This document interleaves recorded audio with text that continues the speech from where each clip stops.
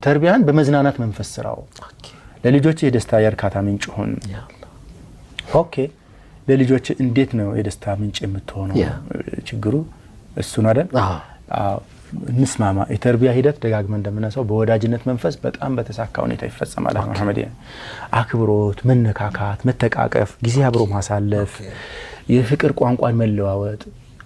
እኔ ለመሆኑ ደሞ ወደ ታቃለህ ምናምን በለህ ትንሽ ልጅህን ፎግረው አረ በጣም ነው ማቀው ይልህ ይችላል ምን ያህል ነው ወደ ሰማይ የሚያክል ነው የምትወደኝ ባባ ይልህ ይችላል አላቀም ሊልህ ይችላል